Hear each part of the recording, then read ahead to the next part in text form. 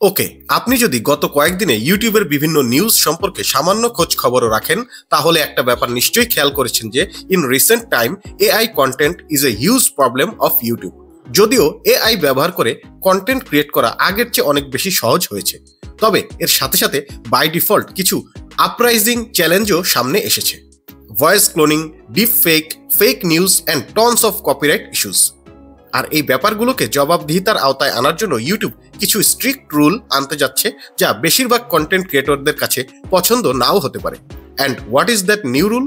এটাই বিস্তারিতভাবে আজকের ভিডিওতে আলোচনা করার চেষ্টা করব। So stay tuned.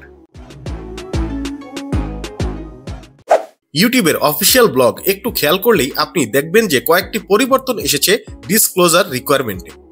এখানে এই লাইনটা একটু ভালো মতো পড়লেই বুঝতে পারবেন যে এখন থেকে ইউটিউব এই নিয়মটা চালু করেছে যে কন্টেন্ট ক্রিয়েটরকে ডিসক্লোজ করতে হবে যখন সে তার ভিডিওতে অল্টার্ড অথবা সিনথেটিক কন্টেন্ট রিয়েলিস্টিক ভাবে প্রেজেন্ট করবেন এআই টুলের মাধ্যমে। বিশেষ করে বিভিন্ন রিয়েল ইভেন্টকে এআই টুলের মাধ্যমে অল্টার করা অথবা এমন কোনো ব্যক্তির কিছু স্পিচ বা ভয়েস প্রোভাইড করা যা তিনি কখনো করেননি। তবে এখানে একটু অন্যভাবে চিন্তা করা যাক। আমরা যারা ছোট কন্টেন্ট ক্রিয়েটর রয়েছি তারা তো এতটা এক্সট্রিম লেভেলে এআই টুল ইউজ করি না। বেশিরভাগ ক্ষেত্রেই কন্টেন্ট ক্রিয়েটররা অডিও ক্লিন আপ অথবা স্ক্রিপ্ট রাইটিং বা সর্বোচ্চ ভিডিও এডিট করার জন্য এআই টুল ব্যবহার করেন।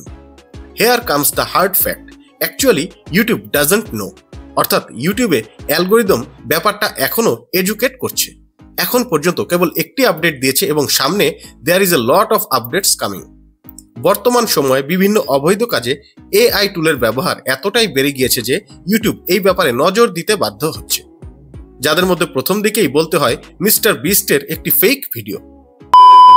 এখানে দেখা যাচ্ছে যে মিস্টার বিস্ট তার পক্ষ থেকে প্রথম 10,000 ভাগ্যবান মানুষকে একটি করে আইফোন 15 প্রো দিবেন জাস্ট $2 বিনিময়ে।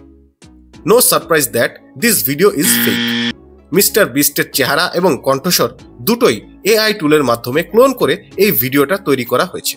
এছাড়াও কয়েকটা স্পেশাল নিশ এর উপর ইউটিউব মনিটর করা শুরু করেছে, যেমন হেলথ, ইলেকশন, অনগোয়িং কনফ্লিক্টস, যেমন বর্তমান সময় পলিটিক্যাল যে কনফ্লিক্টগুলো চলছে ইত্যাদি। ক্রিয়েটররা যদি তাদের ভিডিওগুলোতে এই এআই টুলের কথা ডিসক্লোজ না করেন তাহলে তাদের ভিডিওগুলোকে রিমুভ করে দেওয়া হবে, এমনকি মনিটাইজেশন ক্যান্সেল হওয়াটাও খুব স্বাভাবিক। এমনকি এরকম অনেক কন্টেন্ট রয়েছে যেখানে এই লেভেল দেওয়াটাও যথেষ্ট নয়। ইউটিউবে এরকম অনেক সেন্সিটিভ কন্টেন্ট রয়েছে যা এআই টুলের মাধ্যমে এতটাই মডিফাই করা হয়েছে যে তা ইউটিউবের কমিউনিটি গাইডলাইন্স ভায়োলেট করতে পারে। আর এই নতুন আপডেটটার কথা আপনি নিশ্চয়ই জেনে গিয়েছেন যে এখন থেকেই এআই টুলের ব্যবহার রয়েছে এরকম ভিডিওগুলোতে এই লেভেলটা দিতে হবে। আর এখানে আরেকটা অ্যাডিশনও রয়েছে, আর তা হলো কেউ চাইলে ইউটিউবের কাছে ওইসব কন্টেন্ট রিমুভ করার আবেদন জানাতে পারবে যেখানে তাদের অনুমতি ছাড়া ভয়েস বা ফেস ক্লোন করা হয়েছে। ওই আবেদনকারীর ভয়েস বা চেহারা যদি খুব ভালোভাবে রিকগনাইজ করা যায় তাহলে ইউটিউব সেই সব অনুমতিবিহীন ভিডিওগুলোর বিরুদ্ধে অ্যাকশন নেবে। এক্ষেত্রে একটি ইন্টারেস্টিং ফ্যাক্ট বলে রাখি, ইউটিউব এই সিনথেটিক বা এআই কন্টেন্ট মনিটর করার জন্য এবং এই ভিডিওগুলোর বিরুদ্ধে অ্যাকশন নেওয়ার জন্য 20,000 এমপ্লয়ির একটি ডেডিকেটেড টিম গঠন করেছে, যাতে খুব স্মার্টভাবে ইউটিউব এই এআই এর স্পর্শকাতর বিষয়গুলো হ্যান্ডেল করতে পারে। আপনার কি মনে হয় ইউটিউবের অ্যালগোরিদম ব্যাপারটা ঠিকঠাক মতো হ্যান্ডেল করতে পারবে, বা সামনে আরো স্ট্রিক্ট রুল আসবে কি? অথবা এআই কন্টেন্ট সম্পর্কে আপনার মতামতটা কি? এই সব কিছুই নিচে কমেন্ট করে জানাতে ভুলবেন না। ভিডিওটা এখানেই শেষ করতে হচ্ছে। পরের ভিডিও দেওয়ার আগ পর্যন্ত সবাই ভালো থাকবেন। আল্লাহ হাফেজ।